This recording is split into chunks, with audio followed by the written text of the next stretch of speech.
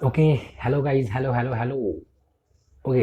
So hello class seventh के बच्चों, एक बार फिर से यार आप सभी का मोस्ट मोस्ट मोस्ट वेलकम। और आज का जो वीडियो है ना यार, वो एक बार फिर से आप लोगों का यार क्लास सेवन्थ का ही नहीं बल्कि क्लास सिक्स का, सेवन्थ का, एट्थ का सभी का पीरियोडिकल असेसमेंट जो टेस्ट है ना, वो एक बार फिर से चालू हो चुका है। बेसिकली आपका जो पीरियोडिक असेसमेंट टेस्ट था वो ना जनवरी का तो था, जनवरी 12 से, यानी कि 12 जनवरी से मकर संक्रांति के 2 दिन पहले से ही आपका पीरियोडिक असेसमेंट टेस्ट जो था उसे रोक दिया गया था because of some corona virus high cases. जो कोरोना वायरस ना बढ़ रहा था तेजी की वजह से, इसलिए क्या कि स्कूल्स भी बंद हो गए थे, तो ऑब्वियस सी बात है कि है ना कि for students it was not possible to submit the paper in school because the corona virus cases were very high at that time.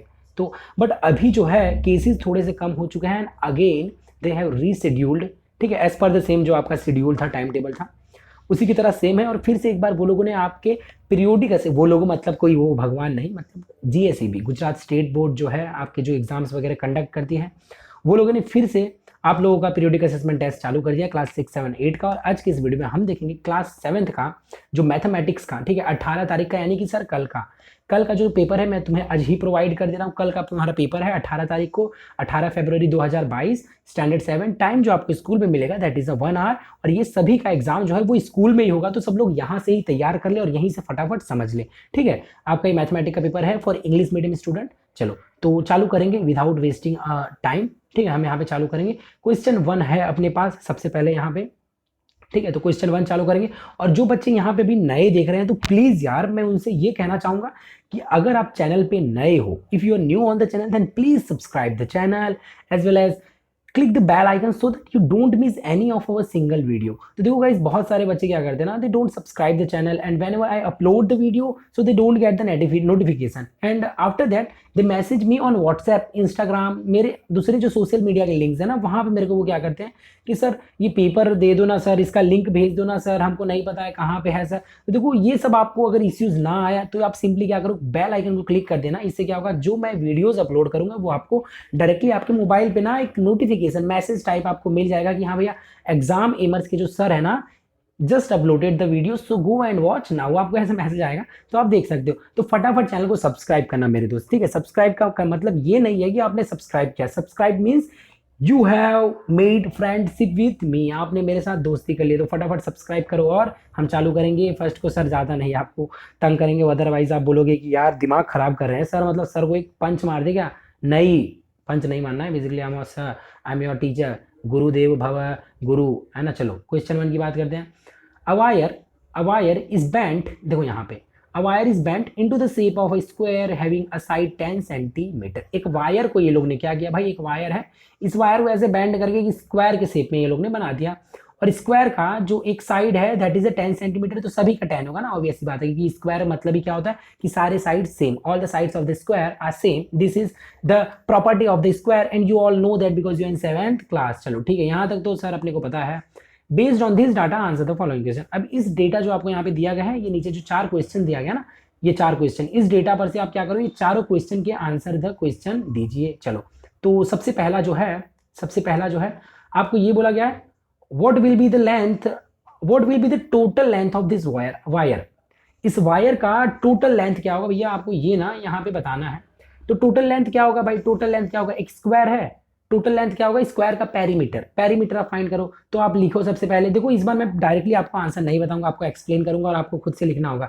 Otherwise बहुत सारे बच्चे बिगड़ रहे हैं और मैं नहीं चाहता हूं कि बच्चों को मेरी वजह से उनको कोई आने वाले हायर क्लासेस में कोई भी इश्यूज हो with just because of me. So I want you to write down by yourself, I will just guide you, मैं आपको सिर्फ और सिर्फ ना गाइड करूंगा। चलो what will be the length of the wire, wire का लेंथ क्या होगा, तो आप सिंपली क्या लिखिए, पेरीमीटर, पेरीमीटर। ठीक है, चलो यहाँ पे मैं जो क्या लूंगा ना, पेरीमीटर ऑफ स्क्वायर, यानी कि PAS मैं POS लिखता हूँ। POS का मतलब समझ रहे हो, perimeter, perimeter of square. Sir spelling नहीं आती, यहाँ पे स्पेलिंग वगैरह आपको बुक में से देख लेना, आप क्लास 7th के बच्चे हो, आपको इस चैप्टर स्कूल में कराया होगा, तो definitely you must know the spelling.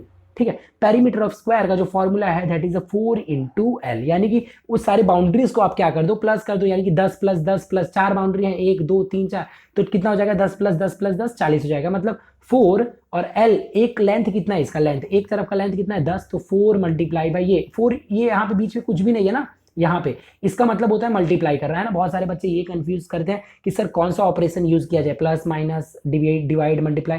तो ऑब्वियस बात है जहाँ पे कुछ भी नहीं हो तो वहाँ पे आपको माइनस करना होता है। तो 4 इंटू एल, 4 इंटू 10 तो कितना हो जाएगा सर 40 सेंटीमीटर, है ना। यहाँ पे देखो सेंटीमीटर है आपका यूनिट, तो you have to use the unit as centimetre. तो 40 सेंटीमीटर इसका आंसर होगा। Perimeter of square is equal to 4 into L, 4 multiply by 10 is equal to 40 centimetre. First का हो गया। सेकंड की बात करें, अ वायर, सेकंड की बात कर रहा हूँ sir. A wire is open and again bent into the shape of rectangle. इसी वायर को, ये जो वायर है ना, इसी वायर को, भैया इसी वायर को ये लोग ने पूरी तरह से खोला और खोलने के बाद क्या किया, उसको रेक्टेंगल में कन्वर्ट कर दिया। किस में कन्वर्ट किया, रेक्टेंगल में। और यहाँ पे बोला गया कि इस वायर को, ये वाले वायर को ये लोग रेक्टेंगल में करते हैं, और जब रेक्टेंगल में करेंगे तो उसका जो इफ लेंथ ऑफ रेक्टेंगल कितना बोला है, लेंथ कितना है भाई 15, लेंथ को बोला है 15 है। तो आपको क्या फाइंड करना है, ये जो इसका ब्रेड्थ होता है ना, ये आपको ब्रेड्थ जो है वो फाइंड करना है कि कितना होगा, ठीक है। और आपको ये भी फाइंड करना है कि रेक्टेंगल का भी पेरीमीटर फाइंड कर दो, ठीक है।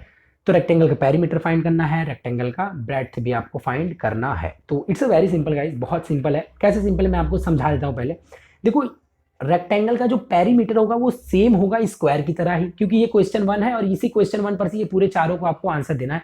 तो आप ये जानते हो कि ये जो स्क्वायर है उसका साइड 10 था, तो स्क्वायर का पेरीमीटर कितना हुआ था भाई साहब, अपने ने फाइंड किया 40 था ना, ए वाले में, अभी फर्स्ट वाले में फाइंड किया ये 40 था। अब इसी यही वायर को, यही स्क्वायर के पेरीमीटर को, इसी वायर को आपने खोल के अगर रेक्टेंगल बनाया है, तो ऑब्वियस सी बात है इस रेक्टेंगल का भी जो पेरीमीटर होगा, यानी कि perimeter of rectangle is equals to, आप इसको ऐसे लिखना है, लिख लो चालू। इसका आंसर, सेकंड का आंसर बता रहा हूं, perimeter of rectangle is equals to 40 centimetre, ये आपको लिख देना है। Perimeter of rectangle is equals to 40 centimetre, ये आप जानते हो from the first question. Because sir ऐसा क्यों है, चलो सेकंड का आंसर फिर से एक काम करो, लिखो वापस से, आपको बताता हूँ सही तरीके से। चलो अब सेकंड का आंसर आपको बताता हूँ कैसे लिखना है। तो सबसे पहले आप ऐसे लिखो, ठीक है। पहले आपको क्या लिखना है, perimeter of square, POS is equals to POR, ऐसे लिखो। मतलब कि perimeter of square is equals to perimeter of rectangle. आपको POS नहीं लिखना है, पूरा फुल में लिखना है। Perimeter of square is equals to perimeter of rectangle. क्यों ऐसा, तो आपको लिखना है बिकॉज, आपको ऐसे लिखना है, सब बोल नहीं रहा हूं मैं, ऐसे फालतू लिखना है। Because because rectangle is made, rectangle is made from the same wire, जो भी है आपका वायर है, हाँ वायर ही है आई थिंक, हाँ वायर ही है, ठीक है। तो because rectangle is made from the same wire of square, ठीक है। चलो ये तक हो गया। अब आपको क्या करना है, आपको लिखना है perimeter of rectangle is equals to 2 into L plus B, ये आपको पता है, यहाँ पे कुछ भी नहीं है, मतलब मल्टीप्लाई है। तो POR यानी perimeter of rectangle is equals to 2 into L plus B. चलो एक बार फिर से ऊपर से लिखेंगे, ठीक है। यहाँ से perimeter of rectangle is equals to 2 into L plus B, आपको पता होना चाहिए। चलो 2 इंटू एल प्लस बी, यहाँ तक हो गया। POR perimeter of rectangle is equals to 2 into L plus B, ठीक है। चलो ये रफ कर देता हूँ वरना कुछ बच्चे बोलेंगे सर सेम भी, हाँ चलो। पेरीमीटर ऑफ रेक्टेंगल कितना है, 2 इंटू एल प्लस बी। अब क्या हो जाएगा, 2 यहाँ पे रखो, लेंथ आपको दे रखा है कितना, लेंथ 15 है, ब्रेड्थ जो है नहीं है आपके पास, और यहाँ पे है ना पेरीमीटर ऑलरेडी है आपके पास, कितना है 40 आ गया, ठीक है। ये पेरीमीटर आपके पास ऑलरेडी कितना है 40 है। अब ये देखो यहाँ पे इक्वेशन के इज इक्वल टू के जो इस बाजू है उसको आप इधर नीचे ले आ जाओ, ठीक है। आप उसको उधर नीचे ले लो। सेकंड स्टेप में क्या करना है वो मैं आपको बता रहा हूँ। चलो अच्छा एक बार फिर से अच्छे से लिखो क्या, चलो अच्छा अच्छे से लिखते हैं, छोटा लिखेंगे जिससे कि पूरा स्क्रीन में आ जाए, ठीक है। तो पहले आप लिखिए ऐसे, POR is equals to 2 into, ठीक है कहाँ ये गलत हो गया, एक second, 2 into L plus B, यहाँ तक ठीक है। फिर POR कितना है, पेरीमीटर ऑफ रेक्टेंगल 40 है, 2 है, लेंथ कितना है आपका 15 दे रखा है, और ब्रेड्थ आपको फाइंड करना है। अब नेक्स्ट स्टेप में क्या होगा, 40 जो है, ये 2 जो है वो 40 के नीचे आ जाएगा, मतलब 40 डिवाइड बाई 2 आपको करना है, दैट इज 20, है ना। चलो यहाँ पे जो है, एक सेकंड, 40 डिवाइड बाई 2 हो जाएगा, मतलब ये जो 2 इधर है ना, वो अगर नेक्स्ट स्टेप में क्या होगा, डिवाइड बाई में आ जाएगा, यानी 40/2। तो 40/2 कितना होता है, 2 को 40 से डिवाइड करिए तो 20 आएगा, और यहाँ पे क्या बच जाएगा, 15 प्लस बी हो जाएगा। अब इस 15 को आप इधर लीजिए, बी आपको फाइंड करना है ना, तो 15 को इधर ले लीजिए, तो 20 minus 15 is equals to B. अब क्या होगा, 20 माइनस 15 कितना हो जाता है भैया, 5 हो जाएगा, है ना। 5 इज इक्वल्स टू बी, ठीक है, यानी कि आपका b कितना है, b इज इक्वल्स टू 5 आप लिख सकते हो। तो b इज इक्वल्स टू 5, तो आपका ब्रेड्थ कितना आया, 5 आया। इस तरह से आपको आंसर लिखना है। POR is equals to 2 into, POR मतलब समझ रहे हो, पेरीमीटर ऑफ रेक्टेंगल, ठीक है। जो लेट से देख रहे हैं उसको वीडियो को थोड़ा पीछे लेना। चलो सेकंड भी हो गया। अब आपको मैं बताऊंगा थर्ड, ठीक है। If a wire is bent into the shape of rectangle with breadth 8, यहाँ पे बोला गया अगर इसी वायर को आप ब्रेड्थ 8, इसका ब्रेड्थ 8 है तो इसका लेंथ क्या होगा, यानी कि इसी वायर को जो 40 सेंटीमीटर का वायर है इसी को आप क्या करें भाई, 8 सेंटीमीटर का इसका ब्रेड्थ हो गया है तो इसका लेंथ क्या होगा वो आपको फाइंड करना है। तो भैया बहुत आसान है, बहुत, पहले तो आप लिख दो perimeter of rectangle is equals to perimeter of square, because the rectangle of breadth 8 centimetre is made from the square. मतलब आपको यही लिखना है कि भैया कि जो रेक्टेंगल का पेरीमीटर है 8 सेंटीमीटर वाले जो ब्रेड्थ के रेक्टेंगल का जो पेरीमीटर है वो स्क्वायर के बराबर होगा, क्योंकि उसी वायर से आप बना रहे हो ना, तो ये ऑब्वियस सी बात है वो बराबर होगा, ठीक है। उसके बाद आपको क्या करना है भाई साहब, अब देखो आपको लिखना कैसे है, थर्ड की मैं बात कर रहा हूँ, थर्ड की अपने बात करें, थर्ड की बात करें भैया, थर्ड जो है वो आपको लिखना कैसे है मैं आपको वो बता दे रहा हूँ। तो पहले आप लिखिए P O R is equals to 2 into L plus B, ठीक है। P O R is equals to 2 into wait, यहाँ पे ये 2 है ना, चलो P O R perimeter of rectangle is equals to 2 into L plus B. Third question की बात है, पेरीमीटर कितना भी है 40 है, वो आपको पता है क्योंकि उसी वायर से बनाया जा रहा है। फिर 2 लेंथ आपको फाइंड करना है, ठीक है, लेंथ आपको क्या करना है, चलो एक सेकंड इसको रफ करते हैं, लेंथ आपको जो है वो फाइंड करना है। तो एल तो ऐसे ही रहेगा, बी आपको यहाँ पे 8 दे रखा है थर्ड क्वेश्चन में। अब यहाँ पे अगेन ये 2 नीचे आएगा, 2 इसके नीचे आएगा, डिवाइड होगा, तो यहाँ पे ये कितना हो जाएगा भाई साहब, एक सेकंड, तो ये कितना हो जाएगा 20 हो गया, है ना। और यहाँ पे आपके पास क्या बच जाएगा, ये 2 एल प्लस 8, यहाँ पे क्या बच जाएगा एल प्लस 8। अब यहाँ पे ये एल है, ये 1 नहीं है भाई, ये एल है, एल है ना, बहुत सारे बच्चे सोच रहे हैं ये एल है, एल, ये जो यहाँ पे मैं हाईलाइट कर रहा हूँ ये एल है। चलो 8 को प्लस 8 है, उधर ले जाओगे तो -8, तो 20 में से अगर 8, 20 माइनस 8 लिख दो, 20 minus 8 is equals to L, ठीक है। अब ये एल कितना हो जाएगा आपका, यहाँ पे मैं साइड में लिखता हूँ, ठीक है, एल इज इक्वल्स टू 20 में से 8 निकालिए तो कितना बचेगा 12, तो 20 माइनस 8 कर दोगे तो कितना हो जाएगा भाई, 20 में से 8 निकालो तो कितना हो जाएगा आपके पास 12। तो लेंथ आपका कितना होगा थर्ड क्वेश्चन का, तो यहाँ आपको एल नहीं लिखना, पूरा लेंथ लिख देना, एल इज इक्वल्स टू 12 आपको लिख देना है, ठीक है। ये भी हो गया आपका। फोर्थ की बात करें कि फोर्थ में क्या है, चलो फोर्थ की बात करें भैया, चलो आपको ये सब अच्छे से लिखना है, अच्छे से, नहीं तो फिर मार्क्स नहीं मिलेगा। फोर्थ की बात करते हैं, अ wire is cut into 2 equal pieces, wire को 2 इक्वल पीस में काट दिया है, वायर को, यानी कि 40 सेंटीमीटर का वायर है, अगर आप काटोगे तो कितना हो जाएगा 20 बन जाएगा ना, 20 सेंटीमीटर का हो जाएगा, हाँ ठीक है। If one of the piece is bent into a shape of a square, what is the length of the square. चलो चलो तो यहाँ पे आपको क्या लिखना है, शुरुआत से बताता हूँ, फोर्थ क्वेश्चन में क्या आपको करना है, ठीक है। Wire is cut into the, पहले तो आप इतना लिख दीजिए, wire is cut into, a wire is to cut into 2 equal pieces, पहले आप इतना लिख दीजिए, a wire is cut into 2 equal pieces, ये डैश का मतलब समझ रहे हो, a wire is cut into 2 equal pieces, ये लिखिए। उसके बाद आपको क्या लिखना है, हाँ डैश का मतलब आपको बताया, ये जो है ना, ये एक सेकंड, चलो डैश का मतलब क्या है, अ wire is cut into 2 equal pieces, same जो क्वेश्चन में वो इतना लिख दीजिए।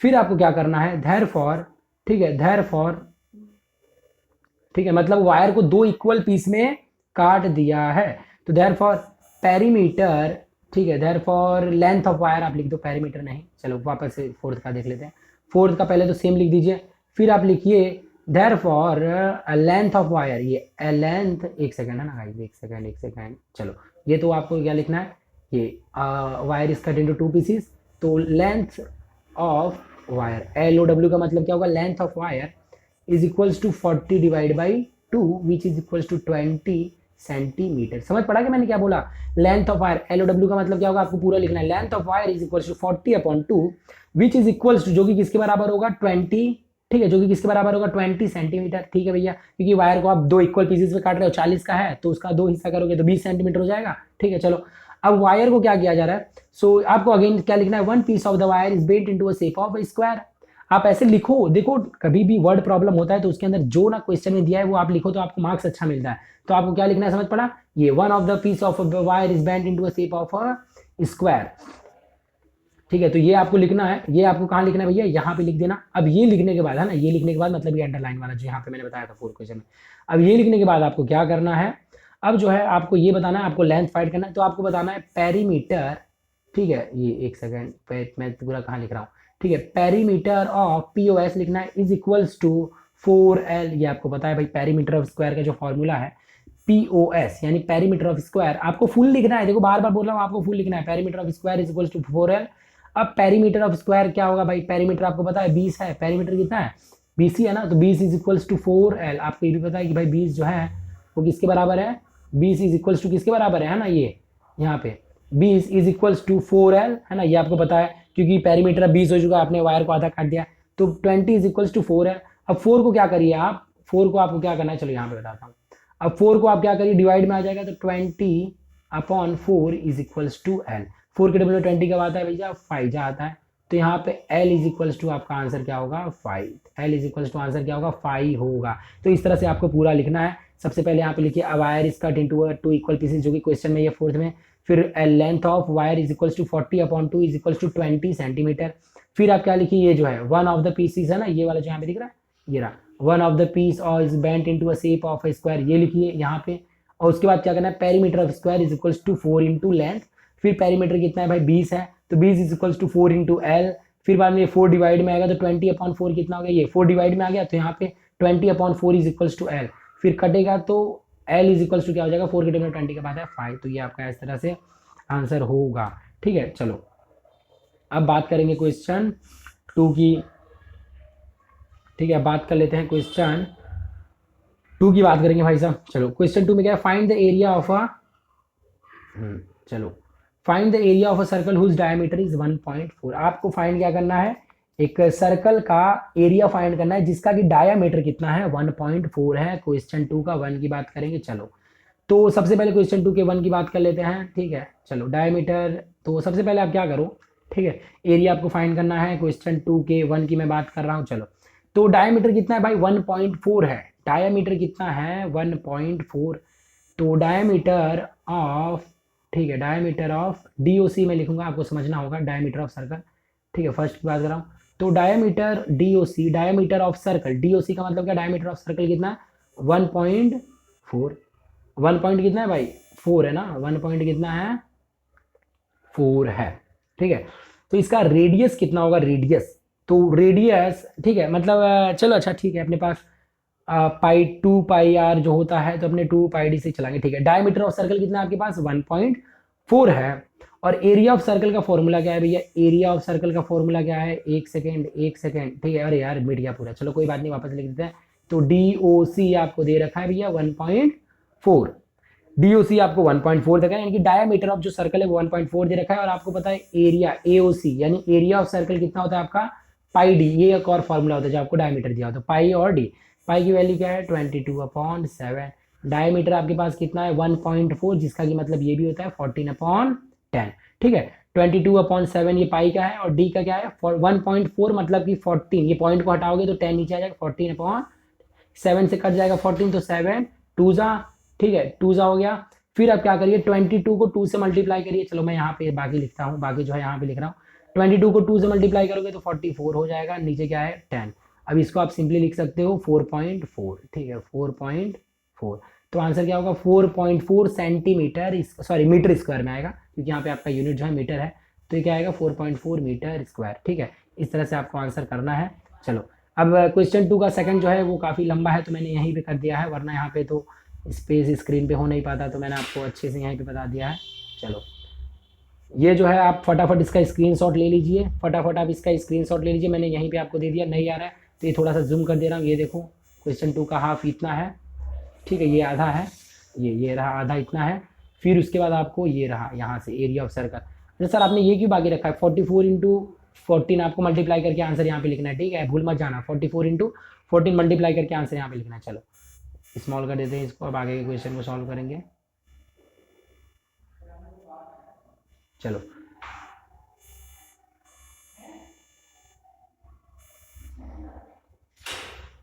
अब थर्ड की बात करते हैं, which is the constant term. ठीक है, थर्ड की बात कर रहे हैं अपने, क्वेश्चन 3 के फर्स्ट की बात करते हैं, which is the constant term. भैया कांस्टेंट टर्म क्या है, तो आपको ऐसे लिखना है कांस्टेंट, आपको क्या लिखना है कांस्टेंट, चलो मैं पूरा नहीं लिखूंगा, मैं कहाँ पूरा बार बार लिख रहा हूँ। कांस्टेंट टर्म CT मतलब क्या, कांस्टेंट टर्म इज 7।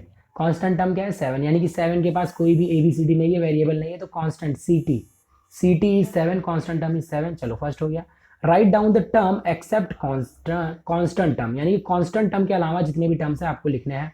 तो फर्स्ट टर्म आप ऐसे लिखिए, फर्स्ट टर्म कौन सा है भाई, 4x, एंड सेकेंड टर्म क्या है भाई आपका, second TERM term is equals to YZ। ठीक है, दो टर्म है आपके पास, फर्स्ट टर्म है 4x, दूसरा टर्म है YZ। तो ये 2 टर्म है आपके पास, कांस्टेंट तो 8 है, तो ये 8 वाला जो है वो आपको नहीं लिखना है, कांस्टेंट है। तो फर्स्ट टर्म आपका 4x है, दूसरा टर्म आपका yz है। चलो ये तो काफ़ी छोटे छोटे हैं। थर्ड ये 1 मार्क का ये वैसे। चलो which term has a y as a factor in the expression, ठीक है, इस एक्सप्रेशन में which term has a y, ठीक है, कौन सा ऐसा टर्म है जिसके पास y जो है as a factor in the expression, y जिसके पास एक फैक्टर है, तो ऐसा कौन सा टर्म है? तो -5yz, -5y, अच्छा माइनस भी लिखना है, माइनस भूल मत जाना, ये सिर्फ 5yz नहीं है। एक बच्चे बहुत बड़ी जो गलती करते हैं अपने लाइफ में, इनफैक्ट मैथमेटिक में, वो ये करते हैं भाई चैनल को सब्सक्राइब करना। अब बोलते बोलते थक गया हूँ और काफ़ी ज़्यादा एक्सप्लेन किया, देखो बहुत खामोश हो चुका हूँ, क्या करूँ कुछ समझ नहीं आ रहा है। आपको कुछ करना है, मेरे को तो कुछ करना नहीं है। आपको ये करना है कि मेरे वैसे 7वीं के बच्चे ना बहुत जेन्युइन रहे हैं हमसे, तो चैनल को फटाफट सब्सक्राइब कर दो और कमेंट सेक्शन में लिख देना। अगर आप नए जुड़े हो और सब्सक्राइब किया हो तो प्लीज़ यार ना एक बार कमेंट सेक्शन में लिखना कि सर मैं अभी जुड़ा और चैनल को सब्सक्राइब कर दिया हूँ। तो सब्सक्राइब जाके कमेंट। और देखो ये वैसे 25 तारीख से ना 25 से मूवी सिनेमा पिक्चर आपको चैप्टर जो है, चैप्टर आपके साइंस के जो चैप्टर हैं, सोशल साइंस के और भी जो सब्जेक्ट हैं, उनके चैप्टर ना मैं आपको एक्सप्लेन करूँगा। और कब से करूँगा? 25 के बाद से, क्योंकि 25 को तो मेरा एग्ज़ाम है 25 तक, तो मैं 25 के बाद से आपको चैप्टर्स एक्सप्लेन करूँगा क्लास 7 के बच्चे, और मूवी दिखा के, मतलब मूवी टाइप में एक्सप्लेन करूँगा। बहुत मज़ा आएगा, एक बार पढ़ा दूँगा आप ज़िंदगी भर नहीं बोलोगे। तो फटाफट चैनल को सब्सक्राइब कर देना इसलिए, ठीक है। और तो आपसे क्या कहूँ, आप जो कहना है आपको कहना है, जो करना है आपको कहना है, ठीक है। हम जो भी हैं आपकी वजह से हैं, यू नो दैट। तो फटाफट चैनल को सब्सक्राइब कर दीजिए, और सब्सक्राइब कर दिया हो तो कमेंट सेक्शन में बताना कि सर सब्सक्राइब किया। देखो ये हमारे तुम्हारे बीच की बात है, इसीलिए इसको मैं धीमे धीमे बोल रहा हूँ, कोई सुन ना लेना आजू बाजू से, ठीक है। तो मैं धीमे धीमे बोल रहा हूँ, आप भी धीमे धीमे कमेंट सेक्शन में लिख देना। चलो अब चिल्लाता हूँ, पढ़ाने की बारी आ गई, पढ़ाएंगे तो चिल्ला के भाई।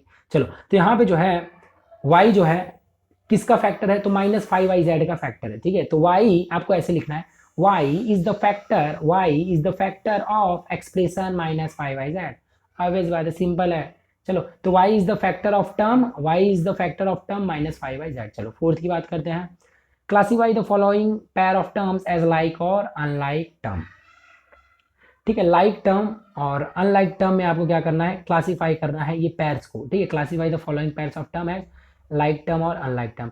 तो ये दोनों जो टर्म है, फर्स्ट वाला अनलाइक है यू, अनलाइक टर्म्स आपको लिख देना फर्स्ट वाले में, -pq²-p²q, ठीक है। ये भी क्या हो जाएगा आपका? ये क्या हो जाएगा? mn, ठीक है। ये भी क्या हो जाएगा? ये -pq² और -p²q, ये भी दोनों क्या हो जाएंगे? अनलाइक टर्म्स, ठीक है। अब ये mn और nm है ना, आप चाहे 2 × 3, 3 × 3 = 6, 3 × 2 = 6, तो ये mn हो चाहे nm हो, बात तो एक ही होता है। तो ये आपके लाइक टर्म्स है, mn है ना, 1 mn और 7 nm मिला के 8 mn हो जाएंगे, तो ये आपके थर्ड वाला लाइक टर्म है।